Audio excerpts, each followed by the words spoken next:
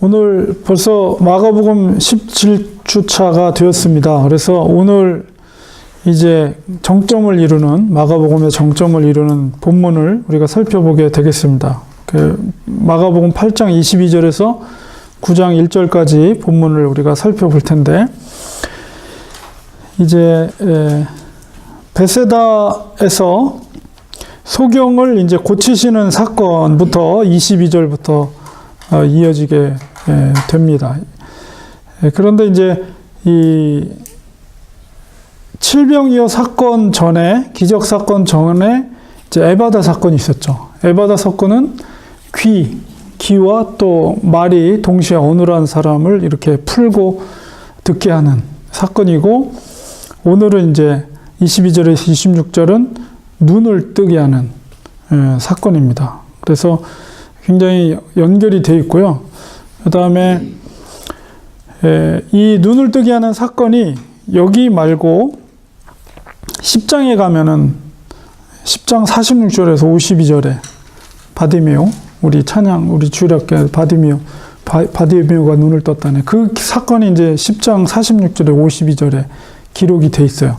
그래서 이제 마가복음에 보면 이렇게 샌드위치 기법이라고 그러는데, 어떤 스토리가 이렇게 사건 사이에 이렇게 중요한 사건이 들어가는 것들이 많이 있어요. 그래서 뭐 야이로의 딸 할 때도 이제 중간에 12년 동안 혈류병 환자, 그 중간에 야이로로 가는 그 노중간에 그런 일이 있죠. 그런 식으로 이 바로 소경을 치유하는 8장 22절, 오늘 본문 26절까지 있지만은 10장 46절에 52절에 바디메오 사건, 그 중간에 굉장히 중요한 이야기들이 담겨져 있는데, 바로 이 소경을 눈을 뜨게 한 두 사건은 이것과 이게 연결이 돼 있고 의미가 있는 사건들이에요.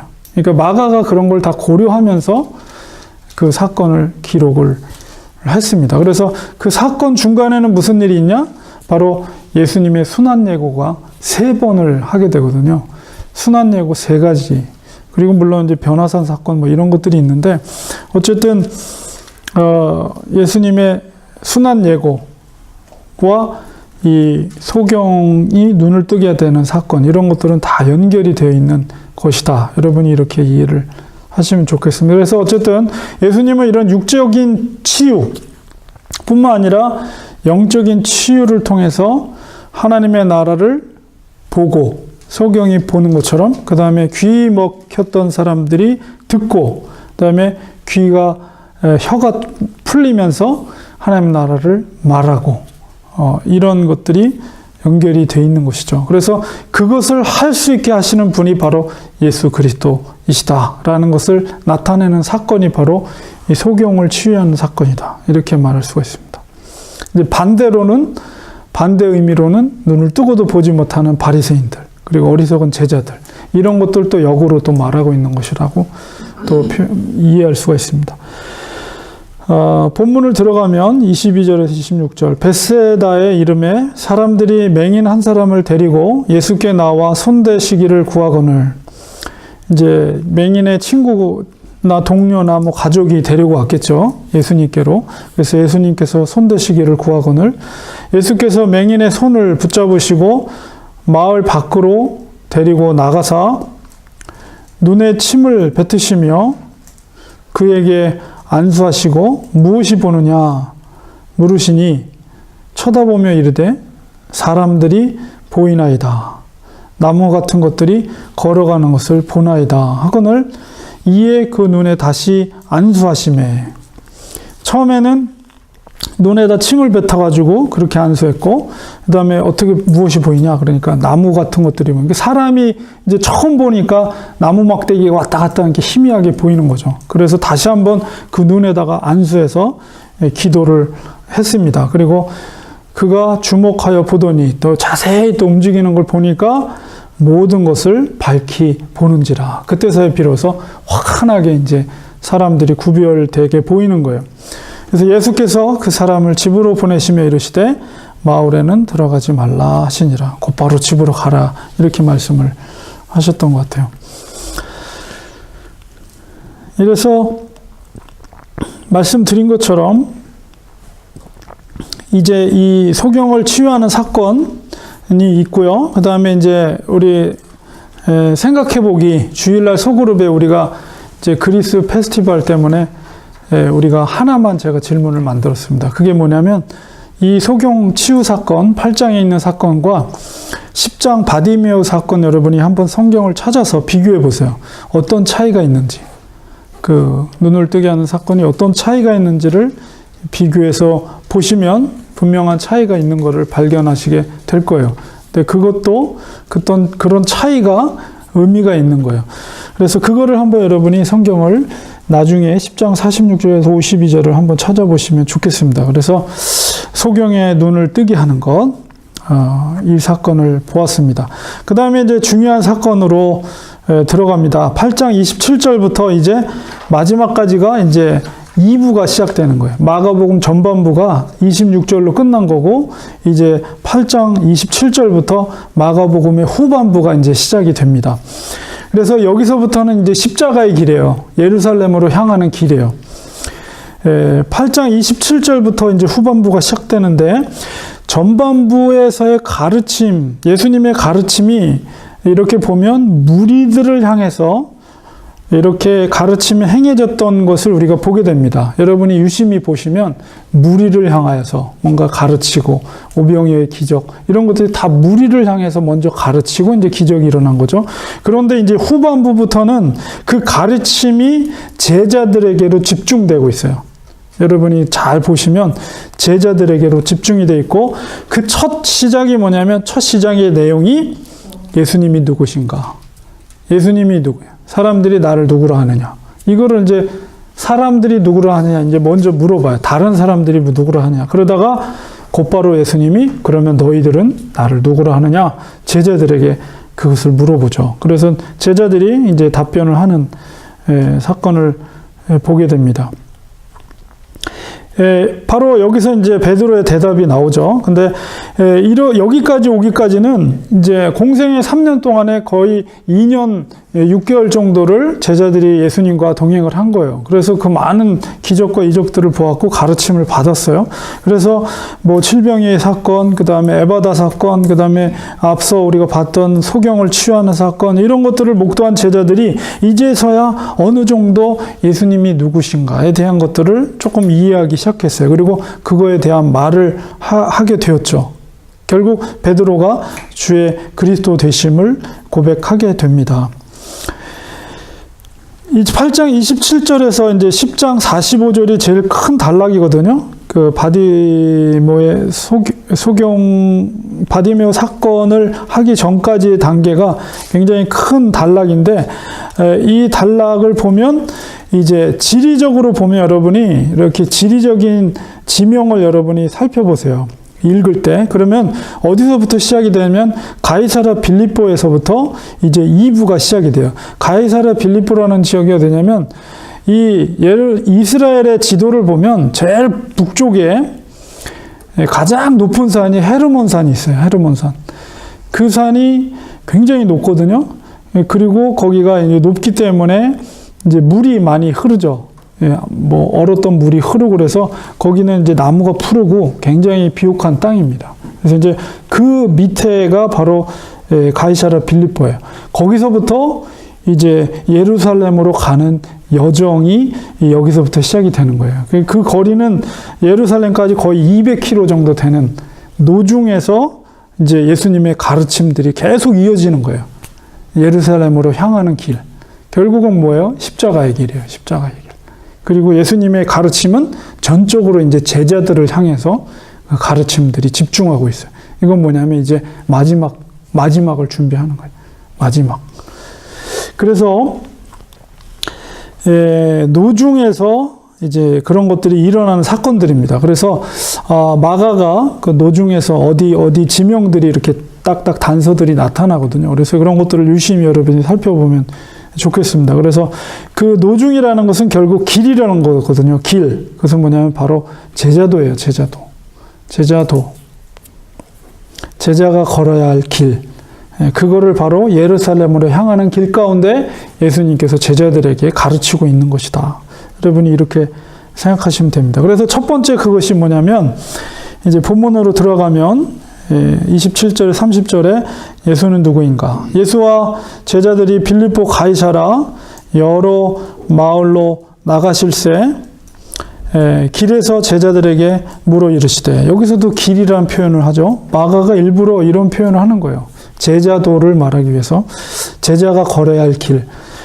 물어 이르시되 사람들이 나를 누구로 아느냐? 예수님이 먼저 물어보시죠. 제자들이 여쭈어 이르되 세례 요한이라 하고, 헤롯이 이런 말 했죠. 세례 요한이 다시 살아났다라고. 더러는 엘리야다. 이게 6장에도 이런 말들이 나왔잖아요. 더러는 선지자 중에 하나이다. 예수님께서도 친히 자기가 선지자라고 이렇게 고백했던 부분인데, 이제 예수님께서 이제 제자들에게 물으십니다. 너희는 나를 누구로 아느냐? 이렇게 할 때 베드로가 대답하여 이르되 주는 그리스도시니이다. 이게 주께서 메시아 되심을 인정하고 있는 거예요. 물론 이제 여기서 메시아에 대해서 엄밀하게 보면 베드로가 잘못 이해하고 있긴 하지만, 어쨌든 예수님의 메시아됨은 이제 확실하게 그것을 인정하고 있는 것을 보게 됩니다. 그리고서는 이제 예수님께서 이에 자기의 일을 아무에게도, 자기의 일이라는 건 뭐예요? 예수 그리스도께서 메시아 되심을. 그리스도라는 것은 기름 부음을 받은 자, 곧 왕이라는 거죠. 다시 회복할 왕, 그것은 메시아를 말하는 거예요. 그래서 자기의 일, 자기가 메시아됨을 아무에게도 말하지 말라 베드로에게 말합니다. 이것이 공개되었을 때, 공식적으로 공개되었을 때 많은 이스라엘 사람들이, 유대인들이 메시아를 기다리고 있단 말이에요. 구약시대에 예언됐던 그 메시아, 이사야 선지자들이 여러 선지자들이 예언되었던 그 메시아를 기다리고 있단 말이에요. 그런데 예수님 메시아됨을 공포하는 순간 놀라운 사람들의 그 기대, 그리고 혼란, 이런 것들이 야기될 것을 예수님이 금하신 거죠. 아직 그때가 아니고. 그러나 곧 예수님의 메시아됨이 이제 드러날 때가 돼요. 그게 바로 14장 61절, 62절에 그것이 공개가 되죠. 아직은 그때가 아니다. 그래서 예수님께서 제자들에게 누구인가, 예수님이 누구인가에 대한 것을 이제 묻는 그 장면부터 이제 마가복음의 2부가, 후반부가 시작이 된 겁니다. 그리고 나서 드디어 이제 예수님의 순환 예고, 첫 번째 순환 예고를 말씀하세요. 8장 31절에서 9장 1절까지. 31절에 보면 인자가 많은 고난을 받고 장로들과 대제사장들과 서기관들에게 버림받아 죽임을 당하고 사흘 만에 살아나야 할 것을 비로소 그들에게 가르치시되, 드러내놓고, 여태까지는 한 번도 이런 말을 안 하셨거든요. 예수님께서. 드디어 이제 노골적으로 제자들에게 이걸 드러내놓고 이 말씀을 하시니, 베드로가, 제자들도 다 충격을 받았을 거예요. 이 이야기를 듣고. 베드로가 예수를 붙들고 항변하며, 예수께서 돌이키사 제자들을 보시며 베드로를 꾸짖어 이르시되 사탄아 내 뒤로 물러가라. 내가 하나님의 일을 생각하지 아니하고 도리어 사람의 일을 생각하는도다. 지난주 주일날 우리가 살펴봤던 이야기죠. 사람의 일이 뭐고 또 하나님의 일이 무엇인가. 이것에 대해서 이제 베드로가 생각하고 있었던 메시아 됨에 대한 잘못된 생각으로 인해서 예수님께서 그렇게 되는 것을 절대 그렇게 저희가 어떤 칼을 들어서라도 그걸 막겠다 이런 태도 아니에요 지금 베드로가. 근데 사실 인간적으로 보면 있을 법한 이야기죠. 스승님이 잡혀가서 고난당하고 죽는다는데 그것을 가만히 있을 제자가 어디 있겠어요? 당연히 사람으로서 제자로 살 수 있는 말이지만, 그러나 예수님께서는 사탄이라고 저주하면서 너는 사람의 일을 생각하고 하나님의 일을 생각하지 않는다 이렇게 말씀을 하시죠. 그래서 이것은 예수님께서 원하셨던 하나님의 나라가 무엇인가에 대한 잘못된 이해, 베드로의 잘못된 이해로부터 비롯된, 그래서 영적으로 보면 인간적인 그리고 스승을 보호하는 것처럼 보이지만 그것은 사탄이 하나님의 나라를 가로막는 행위나 마찬가지다. 그러므로 예수님께서 베드로를 향해 사탄이라고 저주를 하신 겁니다. 34절에 무리와 제자들을 불러 이르시되 드디어 예수님의 제자도 누구든지 나를 따라오려거든. 따른다는 것은 제자로서의 길을 간다는 거죠. 나를 따라오려거든 자기를 부인하고 자기 십자가를 지고 나를 따를 것이니라. 지난주에 이 본문도 우리가 소그룹 시간에 얘기했는데, 여기서 자기 십자가를 진다는 것은 자기 희생, 자기의 죽음까지도 각오하고 예수님을 따르는 것. 이것이 바로 제자도, 예수님의 제자도라는 것을 이야기를 나눴죠. 바로 이어서 설명을 하십니다. 예수님께서 35절에 누구든지 자기 목숨을 구원하고자 하면 잃을 것이요, 누구든지 나와 예수님과 또 복음을 위하여, 복음을 위한다는 것은 하나님의 나라를 위해서, 하나님의 뜻을 위해서 자기의 목숨을 잃으면 구원하리라. 이것은 뭐예요? 목숨을 각오하고 나를 쫓아오라는 이야기입니다. 사람이 만일 온 천하를 얻고도 자기 목숨을 잃으면 무엇이 유익하리요? 사람이 무엇을 주고 자기 목숨과 바꾸겠느냐? 목숨을 각오하고, 목숨을 죽을 것을 각오하고 예수님을 쫓는 것이 이게 실패인 것 같고 고통스러운 것 같지만, 예수님의 말씀 속에서 그것이 바로 사는 길이다, 그것이 바로 구원에 이르는 길이라고 예수님이 말씀하고 계신 거예요. 그러므로 그 십자가의 길을 가지 않으면 너의 목숨을 잃어버리는 거나 마찬가지다. 그래서 사람이 무엇을 주고 자기 목숨 바꾸겠느냐?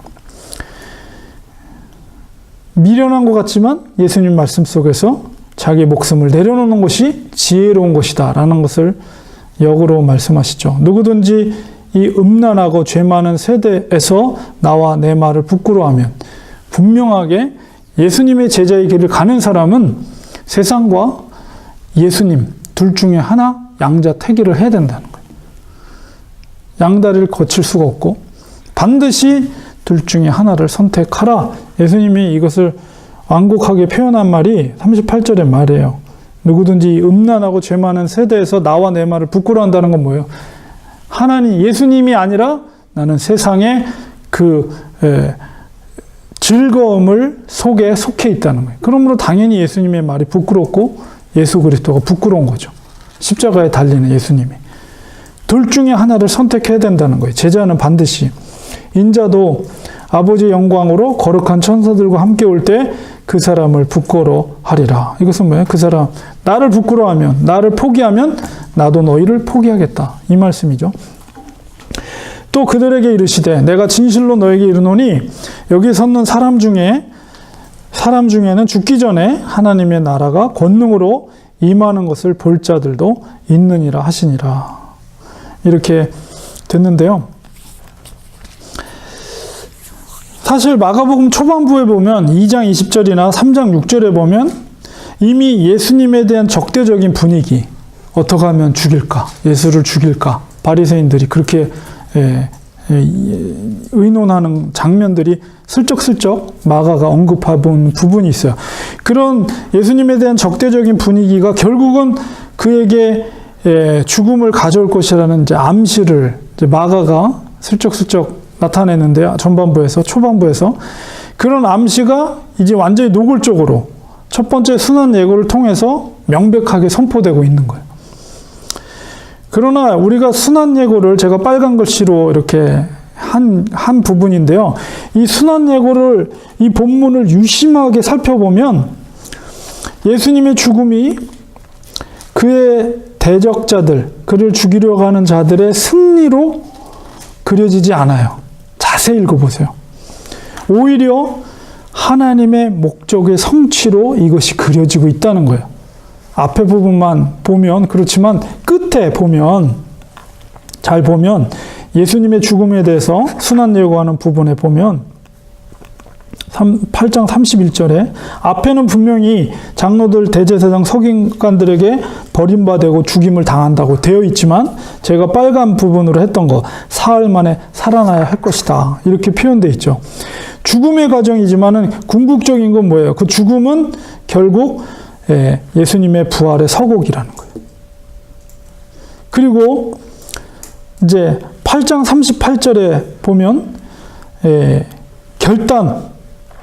결단하라. 예수를 선택하든가 아니면 음란하고 죄 많은 이 세대 속에서 세상을 선택할 것인가에 대해서 아주 신랄하게 예수님께서 묻고 있지만은 이거는, 이 결단은 내가 세상을 속하지 않고 예수 그리스도를 선택하는 그 결단은 바로 영광의 수단이 된다는 거예요. 그것이 바로 영광이 된다는 거예요. 그리고 하나님의 나라가 권능으로 임하는 결과가 바로 예수 그리스도의 죽음으로부터 비롯된다는 것을 예수님이 말씀하고 계신 거예요. 그러니까 예수님의 순환 예고는 고통이고 죽음인 것처럼 보이지만 이 결과, 이 내용을 좀 더 깊이 있게 보면 이거는 정말 부활이며 영광이며 하나님의 나라의 권능이 임하는 거예요. 이것이, 이 사건이. 어떤 사건? 바로 예수님의 죽으심의 사건이. 고난과 죽으심의 사건이. 예수님이 이거를 말하고 있는 거죠. 그래서 이제 가이사라 빌립보 가장 헤르몬산으로부터 출발된 예루살렘으로 향하는 그 도중에 예수님께서는 참된 제자도가 무엇인가에 대한 가르침을 제자들에게 지금 주고 있는 거예요. 제자들은 엄청난 충격을 받고 있죠. 예수님께서 제자들에게 요구한 것은 뭐냐면 너희들의 인간적인 생각을 철저하게 그것을 버리라는 거예요. 포기하라는 거예요. 그리고 하나님의 뜻과 목적에 철저하게 순종하는 것이 참된 제자의 길이다 라는 것을 예수님께서 말씀하고 계시는 거죠. 베드로에게 그렇게 사탄아 물러가라 한 것. 넌 사람의 일을 생각하고 하나님의 일을 생각하지 못한다는 것은 인간의 생각을 다 포기하라는 거예요. 인간적인 생각을 내려놓고 철저하게 너가, 이 말씀이 너 자아를 부인하고 정말 하나님의 나라를 위해 하나님의 뜻과 목적을 위해서 너가 거기에 철저하게 부합될 때, 거기에 맞춰지고 순종할 때 그게 바로 진정한 나의 제자다. 그것이 바로 예수 그리스도의 제자의 길이다 라는 것을 요구하고 계신 거예요. 자기를 부인한다는 것은 주님을 위해서 목숨까지도 포기하는 것을 의미합니다. 결국 이제 순환예고를 3번 하세요. 그래서 3번, 여러분이 이제 순환예고 3번 하는 거를 한번 성경을 읽어보시면서 제자들이 그때마다 반응이 뭔지 어떤지를 한번 살펴보세요. 3번 다 제자들은 다 부정적인 반응을 보여요. 그러나 그때마다 예수님께서 올바른 제자도가 무엇인지에 대한 것들을 다시 수정해서 제자들에게 가르치는 내용들이 담겨져 있어요. 3번 다.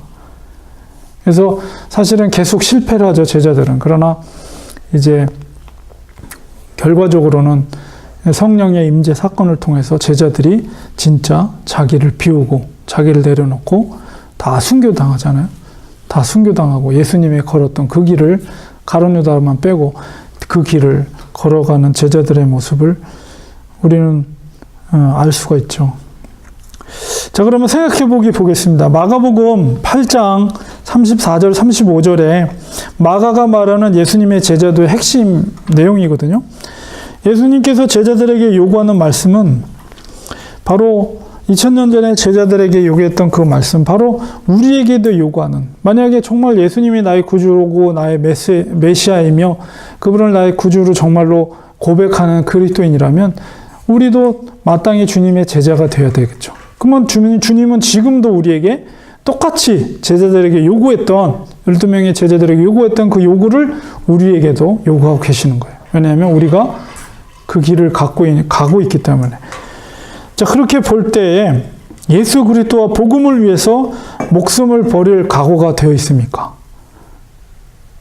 만약에 예수님이 지금 우리에게 그걸 요구하신단 말이에요. 누구든지 나를 따라오려거든 자기를 부인하고 자기 십자가를 지고 나를 따를 것이라. 누구든지 나와 복음을 위하여 자기 목숨을 잃으면 구원하리라. 이 구원이라는 것은 이렇게 해야만이 구원을 받을 수 있다는 것을, 있다라는 것을 우리에게 믿음의 요구, 구원의 요구로 우리에게 요구하시는 거예요. 이거는 2000년 전이나 지금이나 그 기준은 변하지 않았어요. 절대로. 지금 이 시대에 사니까 그냥 조금만 이렇게 살아도 돼. 너 안 죽어도 돼. 한 뭐 10%만 죽고 90%는 살아 있어도 돼. 이렇게 요구하지 않아요. 나를 위해서. 그리고 복음을 위해서 너의 목숨을 잃으라. 포기하라. 그러면 구원받는다. 예수님이 지금도 우리에게 이걸 요구하신다는 거예요. 그런데 우리가 자신이 없다면 무엇이 그것을 망설이게 하나요? 제가 조금 아주 직설적인 질문을 던졌는데 믿음이 없어. 그렇지. 믿음이 이게 리얼 그런 그 베드로와 뭐 그 제자 같은 그런 확실한 믿음이 없으니까. 사실 이 상황에서는 제자들도 마찬가지예요. 이 상황에서는 절대 자기가 죽어질 수 없는 상황이에요. 그럼에도 불구하고 예수님이 그렇게 말씀을 하시는 거죠. 이제 가설이니까 그런데 이제 그때는 그 상황이 죽고 아니면 사는 거잖아요. 지금은 이제 그런 거하고는 좀 많이 멀잖아요. 그러니까 이게 마음에 확 이렇게 안 따라올 거라고. 그런 어떤 뭐 지금 여기 같은 아프가니스탄이라든가 뭐 시리아라든가 내전이 있는 뭐 그런 곳에 있는 난민놈들하면 혹시 모르는데 지금 이렇게 풍요하고 평화로운 나라 가슴에 닿기가 쉽지 않을 것 같아요. 예. 그렇죠. 우리가 왜냐하면 그런 내 자신의 믿음이 정말 그런 극단적인 상황 속에 처해져 본 적이 없기 때문에 내 믿음이 과연 그 앞에서 변절되지 않고 목숨을 내려놓고 주를 따를 것인가에 대해서 이제 자신이 안 생기는 거죠. 그런데 그런 상황에 안 왔기 때문에 nobody knows 모른다. 그런 상황이 되면 뭐 저나 박 집사 이렇게 할지도 모르는 거예요. 그 상황이 되면 오래전에 그 내가 그 신문 기사에 어떤 목사님이 저쪽 충동 어디에 가서 뭐 방광에 잡혔나 해서 잡혔나 이랬는데 내 예수를 믿는다 그러면 살려주고 아니 안 믿는다면 살려주고 믿는다 그러면 죽인다 그랬는데 그 사람이 믿는다고 해서 죽은 그걸 내가 들은 것 같거든요. 오래됐는데 그런 상황 무슨 아프가니스탄이라든가 뭐 그런 상황이 있었을 때는 그건 모르죠. 지금 이런 상황에서는 대답하기가 좀 어려울 것 같은데 제 생각은 그렇습니다. 박 집사님 그래서 쉽지만은 않아요.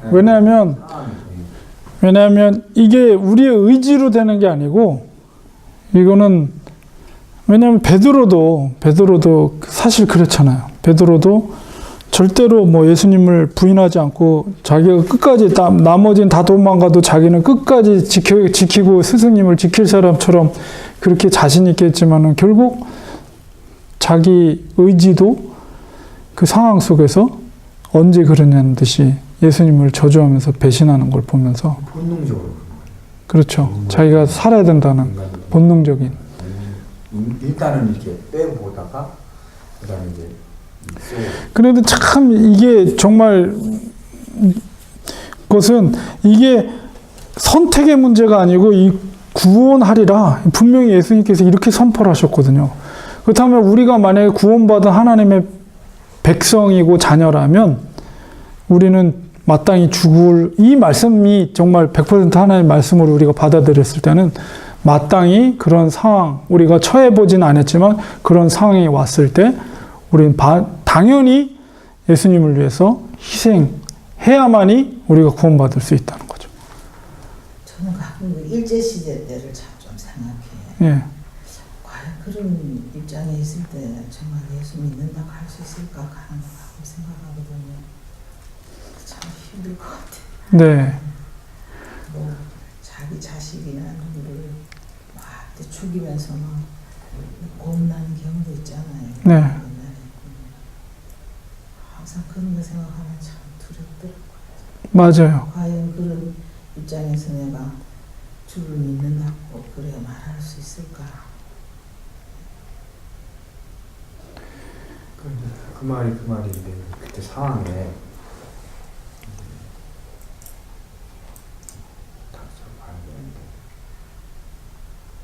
지사님은 몰랐는데 속상하시고 그리고 좋은 예가 그런 얘기예요. 그런 생과 사에 대한 예.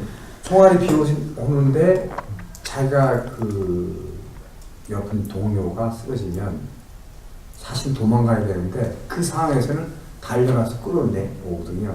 그것이 꼭 무슨 뭐 평소에 뭐 동료를 너무 사랑해서 그런 게 아니라 상황에 이렇게 팍 이렇게 해서 옆에 있던 어떤 그 동료가 탁 죽는다 그러면 여기서 상황이 확 바뀌어갖고 그 무서운 것이 이렇게 돌진하고 그러거든요. 네. 진짜 알면서도 그게 이 상황도 그런 상황에 있을 때는 여기는 절박한 상황이니까 2000년째 예수님이 베드로 뭐 예수님이 지금 십자가 못 박혀 죽으면 안 돼 이런 절박한 시대이기 때문에 일단 동물적으로 도망갔다가 나중에 이제 이렇게 다시 이렇게 생각해서 다시 이렇게 후회하고 당하치고 그러지 않습니까? 그러니까 예, 그런 좋은 얘기거든요. 네. 예. 저도 이제 이 말씀을 보면서 생각된 게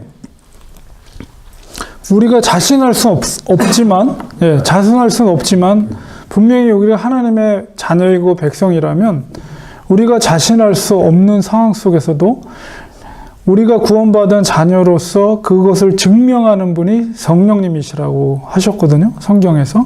그러니까 우리의 의지로 할 수 있을지 없을지 말 못하지만 그러나 그 상황이 됐을 때 우리가 하나님의 자녀라면 성령님께서 그것을 가능하도록 내 힘으로가 아니라 성령님께서 그렇죠.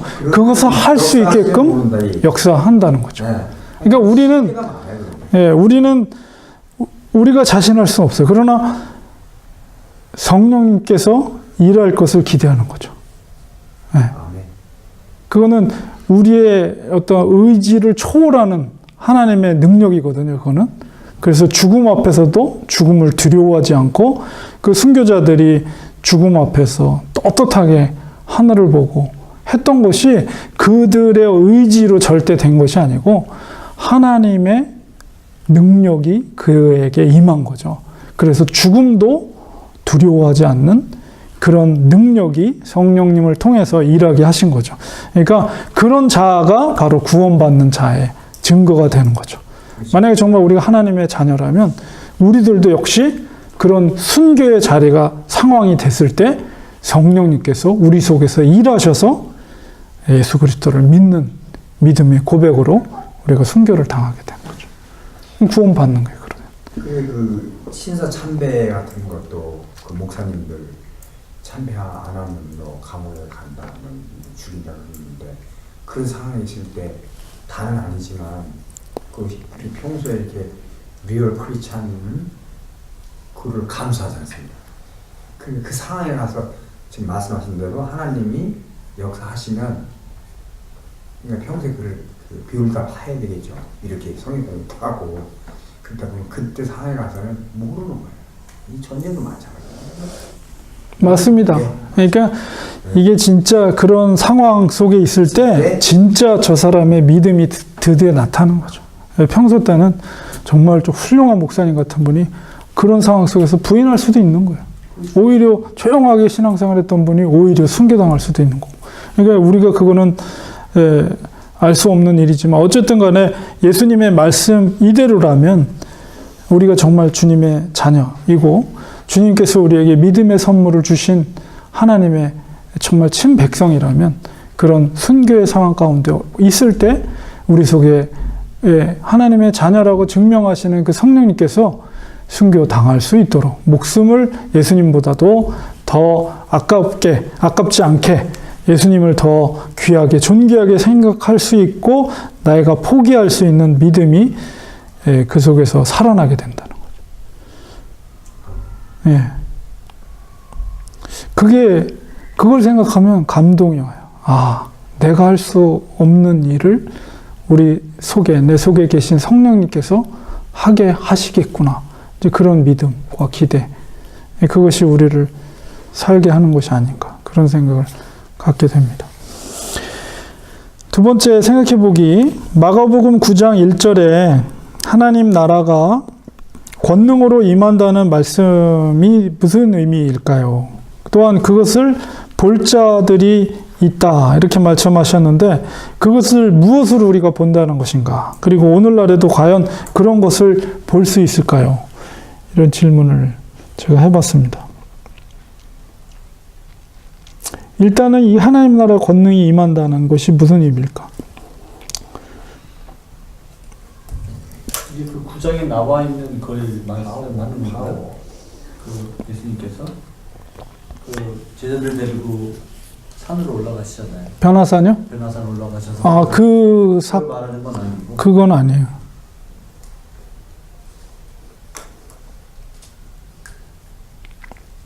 그럼 여기서 예수님이 말씀하시는 너희들 중에 죽기 전에 그것을 본다고 하셨는데 그 사건이 그러면 어떤 사건을 예수님께서 말씀하시는 거예요? 이거는 그거죠. 이제 설명을 드리면 하나님의 나라는 우리 눈으로 보는 게 아니죠. 우리 눈으로 보는 게 아니고 바로 예수님의 그 성부 하나님의 구속의 계획 속에서 예수님께서 이 땅에 오셔서 그것을 실행하시고 이제 그것을 순종함으로 인해서 하나님 나라가 이 땅에 도래하게 된 거죠. 그러니까 여기서 말하는 하나님 나라의 권능이 임한다는 것은 바로 예수님의 죽으심과 부활하심. 이걸 말하는 거예요. 예수님의 죽으심과 부활하심. 이것을 볼 자들. 그러니까 대부분의 제자들이 예수님의 부활하심을 본 거죠.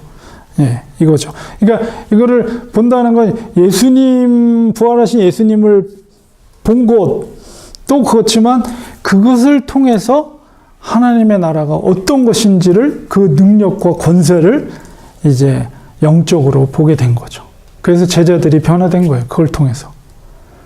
예. 그때서야 비로소 예수님께서 공생애 동안에 우리들에게 말씀하시고 역사하시고 기적을 행하시고 귀신을 쫓아냈던 그 일들이 바로 하나님의 나라의 전초적인 일이었구나. 그리고 예수님의 죽으심과 부활을 통해서 하나님 나라가 이 땅에 도래한 것이구나. 이제 그것을 깨닫게 된 것. 그것이 이제 하나님 나라를 본 것이다. 이렇게 예수님이 표현을 한 것입니다.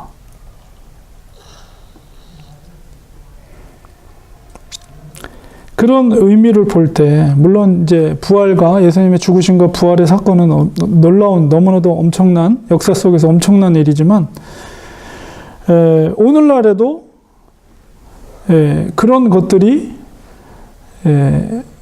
영적으로 볼 수가 있겠죠. 어떤, 예를 들면, 정말, 하나님의 나라라는 것은 결국은 통치거든요. 통치와 하나님의 뜻이 순종되어지는 것들. 그러니까 주님의 통치가 있지 않는 어떤 영역 속에 누군가의 순종과 희생을 통해서 그 영역이 변화되고 거기에 있는 사람들이 변화되고 하나님을 섬기는 사람으로, 하나님을 믿는 문화로 이렇게 바뀔 때 그곳에 하나님의 영광이 임재하는 거죠.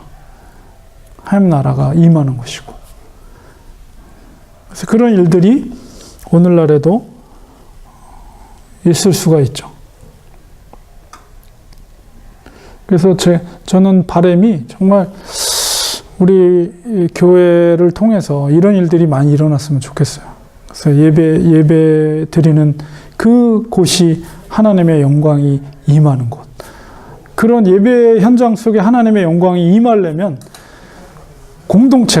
교회 공동체가 마치 마가의 다락방에 정말 그 120문도 그 제자들이 모였을 때 동일한 마음으로 성령의 강림을 체험하고 한 마음으로 하나님을 찬미하며 노래했던 순전한 그 마음의 공동체가 있을 때 그런 일이 일어나는 것처럼 우리 교회 공동체가 예배를 드릴 때 하나님의 임재, 영광이 임재한다는 것은 한 사람 한 사람이 정말 순전한 마음으로 하나님을 참 하나님 되심으로 인정하며 그분을 순전하게 예배하며 찬미하며 노래할 때 그 속에 하나님의 영광이 왜 임재하지 않겠어요?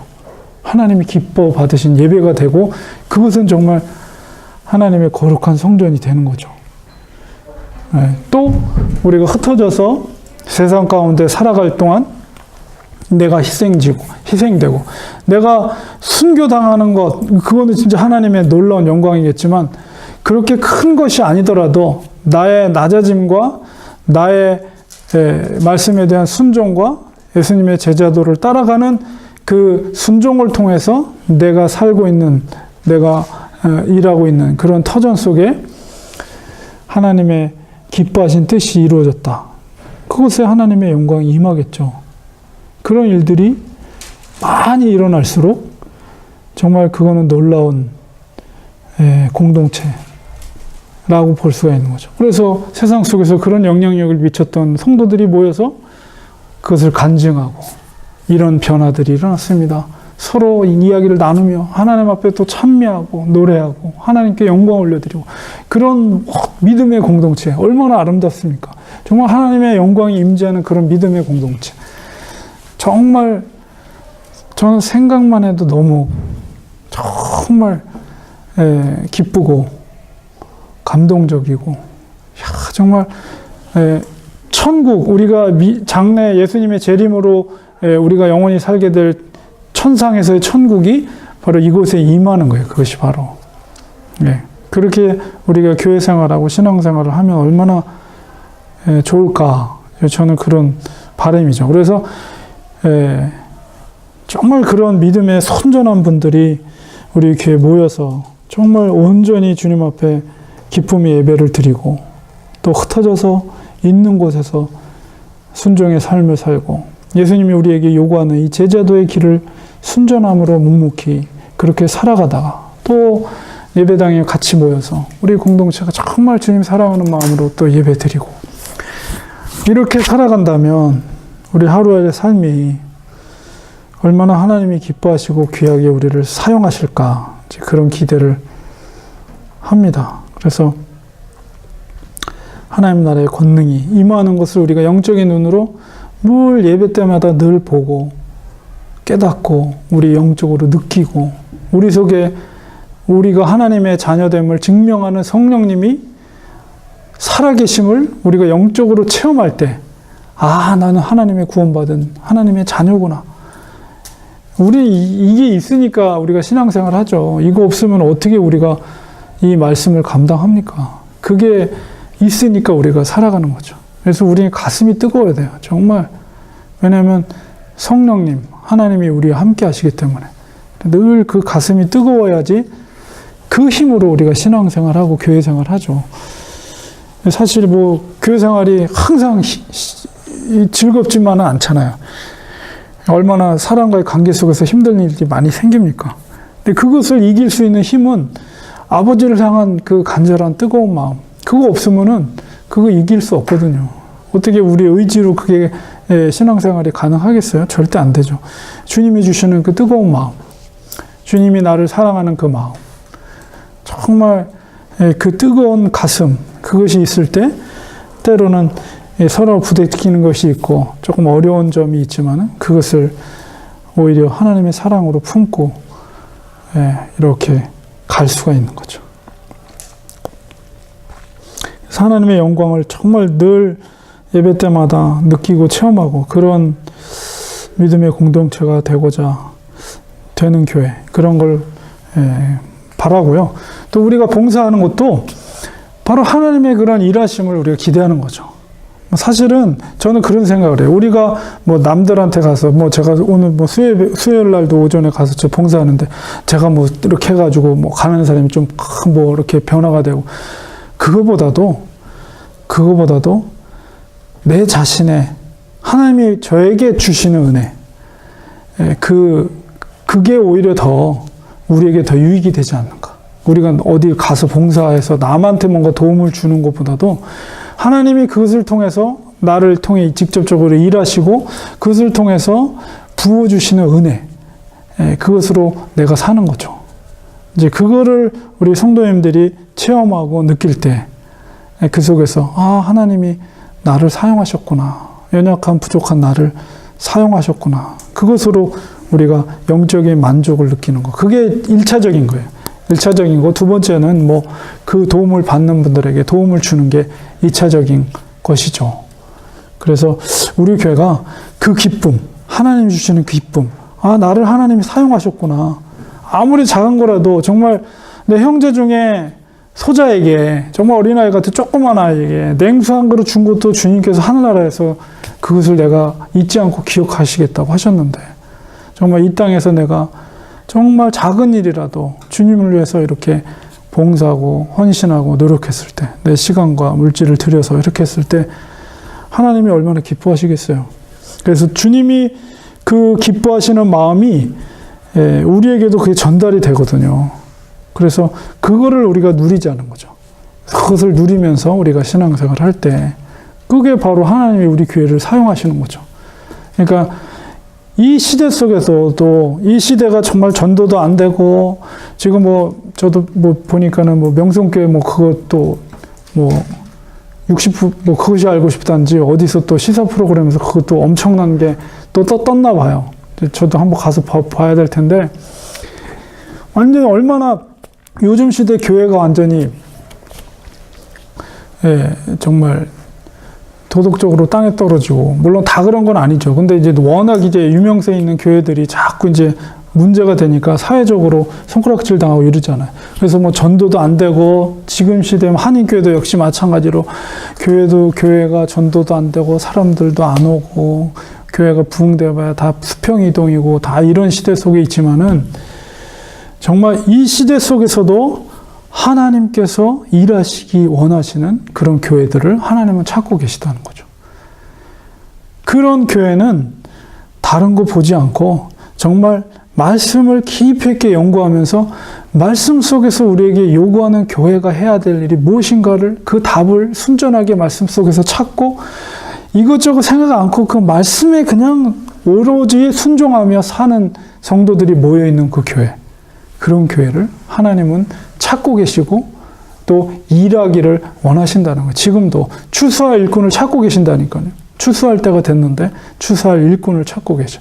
그것은 뭐 금으로 된 그릇이 아니라 흙으로 빚어진 토기 그릇이라 할지라도 그 안이 정말 정결함으로 깨끗이 준비되어 있는 그릇에 하나님의 손길은 자주 가게 돼 있는 거예요.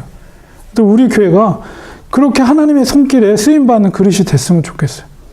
우리가 비록 은그릇, 금그릇, 다이아몬드 그릇은 아니더라도 정말 보잘것없는 토기 그릇이라 할지라도 정말 깨끗함으로, 정결함으로, 순전함으로 모여있는 성도들 한 분 한 분이 모여서 주님 말씀 속에서 우리에게 요구하시는 제자도의 삶이 무엇인가, 우리에게 요구하시는 순전한 교회의 모습이 무엇인가를 이 말씀 속에서 우리가 그 답을 찾아가면서 그 말씀에 순종하면서 나갈 때 하나님이 우리 교회를 왜 안 사용하시겠어요? 반드시 하나님은 그런 교회를 사용하십니다. 아무리 전도하기 힘들고 교회가 손가락질 당하는 시대이고 다음 세대들이 암울한 시대 속에 있지만은 여전히 그런 교회를 주님은 찾고 계신다. 주님이, 예수님께서 재림하는 그날까지 우리가 인내하면서 다른 거 볼 거 없고 정말 성경 속에서, 말씀 속에서 우리에게 말씀하시는 하나님의 음성이 무엇인가에 정말 철저하게 귀 기울이면서 순전하게 그 길을 가면 반드시, 속도는 좀 느릴지 몰라도 반드시 하나님이 건강한 교회로 우리 교회를 사용해 줄 줄 믿거든요. 그러니까 우리가 동일한 이 마음을 가지고 성도님들이 그 믿음을 보고 우리가 이 길을 가는 거죠. 그러면 하나님 분명히 우리 길을 사용하실 거예요. 그래서 그 사용한다는 것이 뭐 어마어마한 일을 한다는 것이 아니라 작은 소자에게 물 한 그릇을, 저는 일을 하더라도 기쁨으로 그 일을 하고 하나님이 주시는 기쁨 가운데 신앙생활을 하는 거죠. 그렇게 하루하루. 그것이 바로 하나님이 기뻐하시는 교회라고 봅니다. 그래서 우리가 이렇게 성경을 이렇게 계속 성경 속에서, 저는 이제 질문을 생각해 보기에 그 고민을 하면서 교회론과 관련된 일들을 많이 이 본문 속에서 찾아서 질문을 하려고 그래요. 그래서 우리 교회가 이 말씀 속에서 우리가 어떻게 해야 될 것인가, 이런 고민을 하는 거거든요. 그래서 우리가 분명히 말씀 속에서 우리에게 요구하시는 하나님의 마음이 분명히 있어요. 이 계시의 말씀 속에. 그래서 우리가 말씀을 더 사모하고 말씀을 더 깊이, 그리고 말씀과 나의 삶과 말씀과 우리 교회에 나아갈 길, 이런 것들을 계속해서 부딪히다 보면 분명히 이 속에서 우리에게 요구하시는 주님의 마음을 우리가 깨닫고 또 거기에 우리가 순종해 나간다면 우리가 예기치 않은 엄청난 일들이, 우리가 하나님의 위대하심과 하나님의 지혜와 하나님의 능력을 우리는 몰라요. 사실은 얼마나 어마어마하신 분이신지를 우리가 상상할 수도 없는 방법과 또 지혜로서 하나님은 이 일을 이끌어 가신다. 그러니까 우리는 그 믿음을 가지고 하나님을 향한 신실한 신뢰를 가지고 우리가 주님 말씀 속에서 그 본질적인 것을 끊임없이 세상과 타협하지 않고 본질적인 걸 끊임없이 우리가 붙잡고 계속 가다 보면 미련해 보이지만, 세상 사람들이 보기엔 미련해 보이지만 그것이 바로 우리가 하나님 앞에 붙들림 받을 수 있는 건강한 교회가 되는 방법이라는 거죠. 교회 성장에 무슨 어디 세미나 무슨 어떤 원리 뭐 이런 게 아니고 성경 말씀 속에서 주님이 우리에게 뭐라고 말씀하시는지 그걸 계속해서 질문을 던지는 거예요. 그리고 그 말씀에 깊이 있게 우리가 묵상을 하고, 그리고 우리가 정말 그 속에서 말씀 속에서 그거를 찾고 하나님의 마음을 찾아야지 무슨 프로그램, 어떤 뭐 방법, 무슨 제자 훈련 뭐 이런 것에서 되어지는 게 아니라고 보거든요. 그래서 우리가 사모하고 우리 교회가 잘하고 있다. 아직까지 이제 11월이면 벌써 1년이 됐는데요. 우리가 건강하게 잘 가고 있다. 뭐 교인들이 약간씩 뭐 이렇게 이동이 있고 이런 거, 여러분 그런 거 신경 쓰지 마세요. 오직 말씀과 또 우리 성도님들을 사랑하는 마음, 그리고 우리가 순종하면서 또 봉사할 수 있을 때 봉사하고 이런 것들을 해 나가면 반드시 우리 교회를 통해서 일하실 것을 기대해 보세요. 이제 11월 11일이면 1년입니다. 그래서 저도 이제 지금 그 소식지 편집하면서 제가 1년 동안 다시 반추하면서 어떤 일들이 일어났는가 이런 거 생각하거든요. 여러분도 개인적으로 한번 생각해 보세요. 1년 동안 우리 교회들이 어떤 변화들이 일어났는가. 분명히 변화들이 있었어요. 변화들이 있었고 이제 앞으로 또 내년 1년이 됐을 때 우리 교회가 어떤 변화들이 있을 것인가. 분명히 이 지역에서 영향을 끼치고 있다고 봐요. 이 영향을 우리가 정말 하나님 기뻐하시는 뜻대로 선한 영향을 끼치는 것은 우리가 어떤 태도를 가지고 교회를 세워나가고 섬겨나가느냐에 달려있다는 것이죠. 그래서 아직까지는 제가 보기엔 저도 그렇고 여러분들도 그렇고 정말 순전함으로 잘 가고 있다고 봅니다. 저는 누가 뭐래도. 그렇기 때문에 여러분들도 저와 뜻을 같이 해서 하나님이 기뻐하시는 교회, 말씀 속에서 주님이 우리에게 들려주시는 그 음성에 귀 기울이면서 우리가 순전하게 계속 나가다 보면 반드시 하나님이 우리 교회를 통해서 이 지역에 선한 영향력들을 끼치리라고 저는 확신을 합니다. 소그룹, 다음 주 소그룹 연구 질문은 아까 말씀드린 대로 그 8장 22절에서 26절, 그 다음에 10장 46절, 52절 그 소경을 눈을 뜨게 하는 사건이에요, 둘 다. 근데 그 사건에 어떤 차이점이 있는지를 여러분이 한번 면밀하게 한번 읽어보세요. 이렇게 쫙 읽어보면 분명히 차이가 있는 것을 느끼게 될 거예요. 그래서 그것에 대한 것은 이제 다음에 우리가 그 본문을 들어갈 때 설명을 해드리겠지만, 여러분도 한번 생각을 해보세요. 아, 이 마가가 이 소경을 눈을 뜨게 하는 사건을 양쪽에다 이렇게 뒀는데 어떤 차이가 있는지를 여러분이 발견하게 될 것입니다. 기도하고 마치겠습니다.